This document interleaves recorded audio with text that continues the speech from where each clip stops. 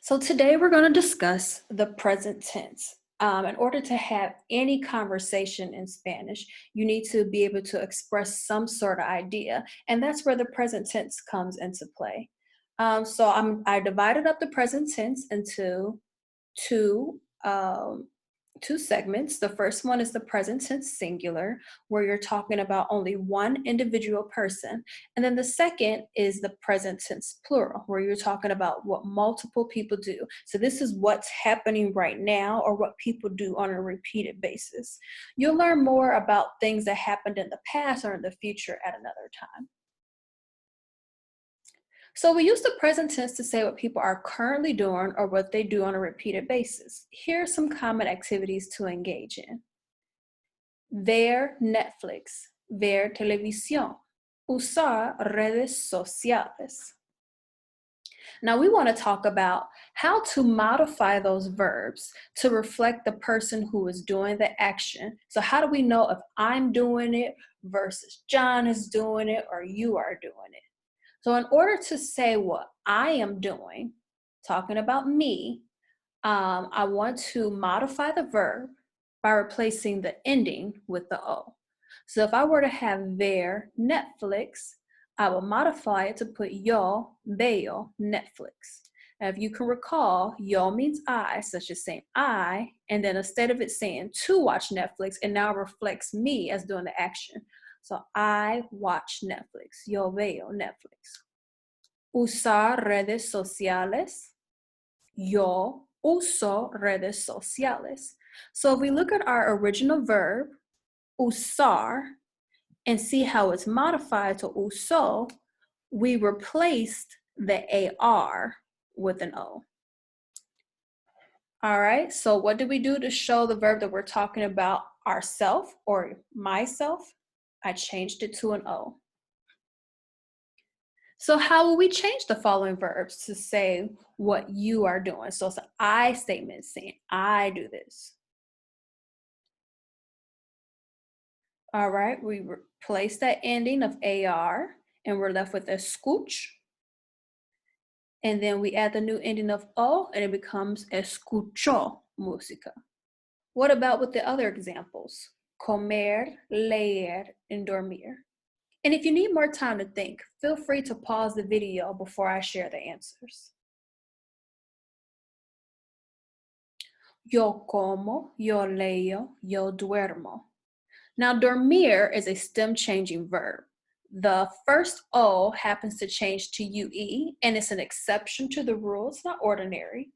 But rather than give you a list of all the irregular verbs, we'll just focus on the general rule of thumb. And then as we approach the bridge of irregular verbs, we'll discuss it as necessary. So how do we know when to use the O for the verb? When I'm talking about myself, I statements. So let's practice. Choose the present tense of the verb in the yo form. Click on the correct answer. Well, our original verb is jugar videojuegos. Now you might be thinking to yourself, how do I know which one of those words I modify? Well, videojuegos is not a verb. It's actually a noun. You can't video game. I video game. He video game. That's not the action. The action is jugar, which is play, for play video games. So that's the one we're going to focus on modifying. And we see from our previous examples, we have to change our ending of AR to a O. Now, our correct answer will be juego, videojuegos, not jugaro, because it didn't change or replace the ending. It just added O onto the end. So we go with juego. All right, we have limpiar mi recámara. Again, we have our word that ends in AR. And we know that mi recámara is my bedroom, so that's not a verb. Limpiar, clean, is. So we want to change it to an O. And cocinar, we want to change it to a O. This one doesn't have O as an ending, so that wouldn't be correct. This one just tacked the O onto the end instead of replacing the AR with the O. So our only correct answer will be cocinó. All right, let's continue with our next segment. So when you're talking directly to someone saying you do this or do you do that, there's a different way that you have to modify the verb. All right, and I'm going to annotate just so that you'll be able to see more clearly how things are. We have tú estás en la sala, tú no haces ejercicio y juegas tú con el teléfono. Looking at the underlined verbs, what do they all have in common? Well, if you say that they end in either AS or ES, you're correct. Let's talk about why.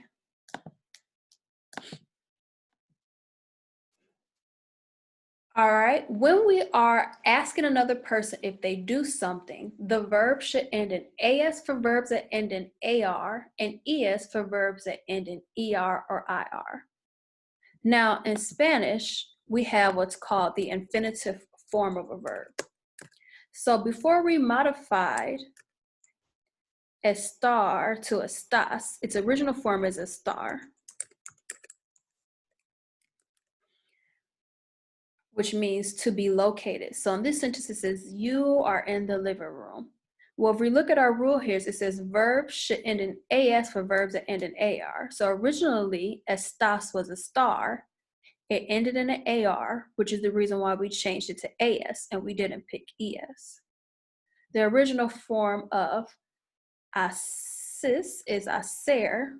It's an ER verb, which is the reason why we changed it to ES. And juegas also comes from an AR verb, jugar. Now, when you get your vocabulary list, your verbs are typically in the infinitive form, so you will know whether they end in AR or ER.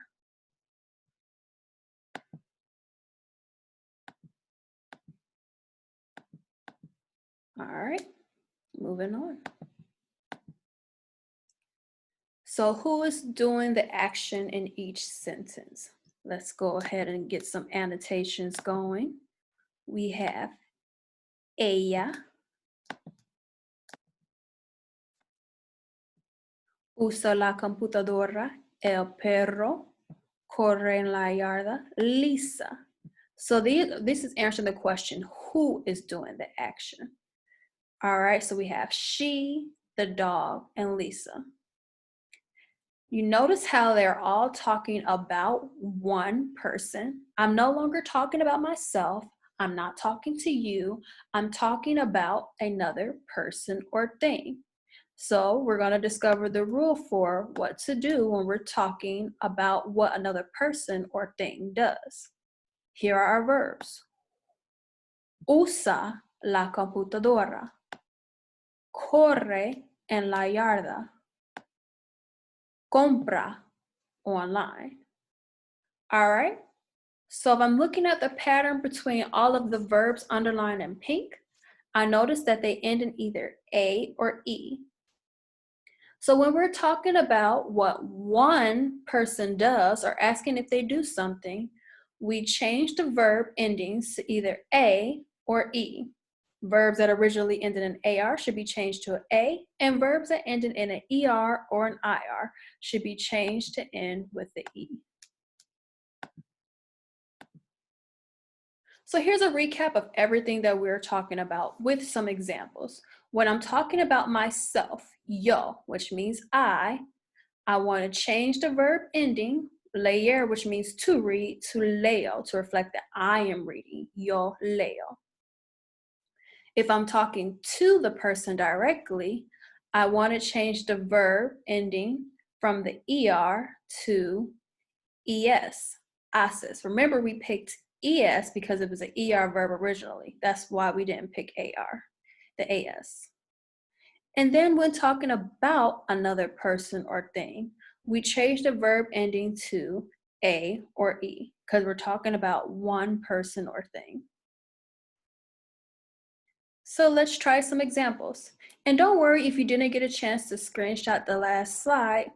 or write down the notes because I've embedded a snapshot of it in the corner of the screen. So we have here, yo, that's the person doing the action. So when talking about myself, yo says the verb ending should end in O. Fred is the person doing the action in this one. So I'm not talking about myself. I'm not talking to you. I'm talking about one person or thing. So it says the ending should be A or E. Which one of these examples ends in A or E? That will be habla. Fred habla as he is talking on the phone. All right, again, we have one person in Lucia, and we just discovered that the ending should be A or E, which would be baila, which translates to Lucy dances. Tu, which means you. Notice that it ends in you. Our ending is either going to be AS or ES. The only response that ends in AS or ES is dibujas. And mi mamá, again, we're back to one person. I'm not talking about yo. I'm not talking directly to you. It doesn't say tú. So if I'm talking about one person or thing, the ending should end in A or E. The only answer choice that ends in an A or an E is the one in the middle, nada. My mom swims. All right, we're doing such a fantastic job. Why don't we proceed on to lesson 2? The present tense plural, talking about more than one person. So we recapped that the endings for yo when I'm talking about myself, tú when I'm talking to you, and when I'm talking about one other person. And if you need a moment to pause the screen to take a screenshot or to write down some notes, go ahead and do so at your leisure. All right, so now let's say I'm talking about more than one person. What do we do? All right, so we have here nosotros.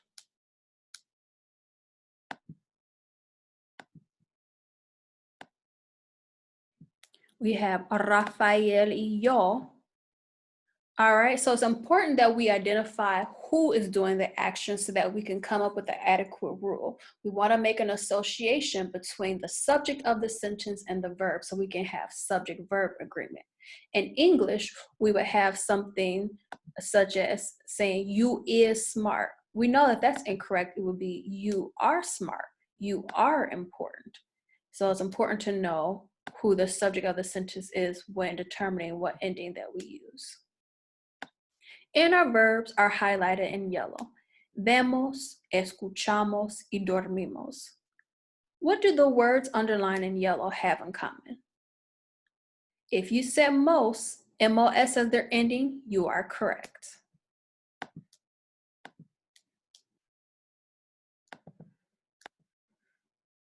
So when we are talking about what we do, me and another person, the verb should end in MOS. Is going to end in amos for verbs that originally ended in AR, emos for verbs that originally ended in ER, or emos for verbs that originally ended in IR. So again, we're talking about what we. Nosotros means we, or I can explicitly name each person that I'm talking about instead of saying we, which is in this example, Rafael y yo. It's me and Rafael. I'm talking about me and another person. And because this ending is unique to the nosotros form, sometimes they will eliminate the subject and just put the ending. Vosotros, which is more commonly used in Spain and Argentina, means y'all. Let's go ahead and highlight those verbs so we can determine the commonalities. We have jugáis deportes, corres en el parque, escribís mensajes. I immediately noticed that all of these verbs end in is.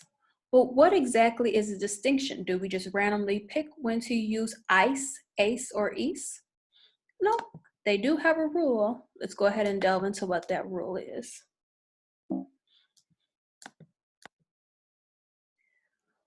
All right, when we are talking about other people, when we are asking other people if they do something, the verb should end in ice for verbs that originally ended in AR, ace for verbs that ended in ER, or ease for verbs that ended in IR. And I'm just going to go ahead and give you a brief note about what the original verbs is. In the first example where it says, Vosotros jugáis, the original verb was jugar, which we changed to jugáis. Corréis comes from the verb correr, and escribís comes from the verb escribir. So they all followed those rules of whether they were used ice, ace, or ease.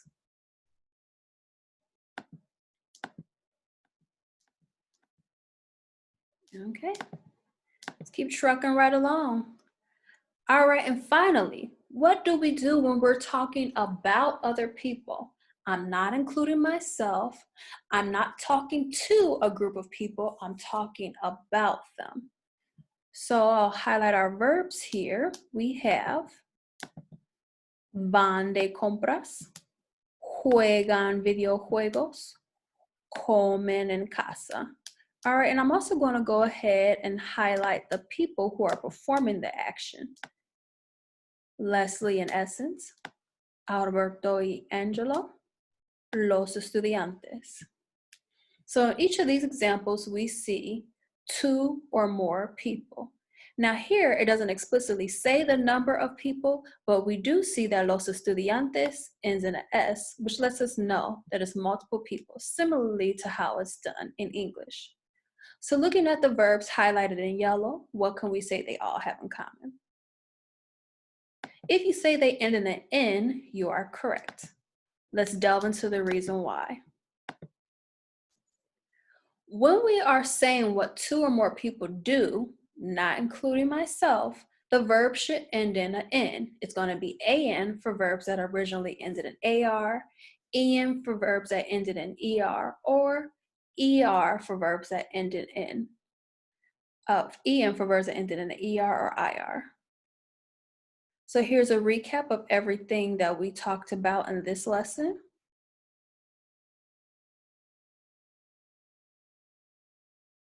All right, now will be a good time to pause your video and take notes, or maybe even screenshot what's on the screen so that you can use it for the practice exercise at the end of this lesson.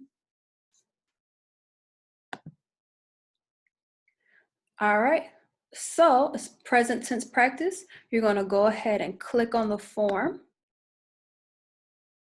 And once you click on the form, it's going to take you to a practice exercise where you fill in your personal information. And then they have the notes embedded into the practice for you to review or refer to as you're answering the question. And then you'll select the correct answer based on the notes that you see. And let's go ahead and do an example together. If I were to say Senor Roper, and it looks like here that he's doing exercise. So if I scroll back up in my notes, and I see what one person is doing, because Mr. Roper is one person, my ending should either be an A or an E. So I want to select the answer that ends in an A or an E. All right, I want to look at the first verb, word in the sentence, which is typically my verb, A or E. All right, there's only one answer that ends in an E, hace. Again, we're not worried about ejercicio en casa, all right, because en is a preposition and casa is a noun, it's a place. Our verb is hace ejercicio. So I select that as an answer, and you go through and do the rest of the examples like such.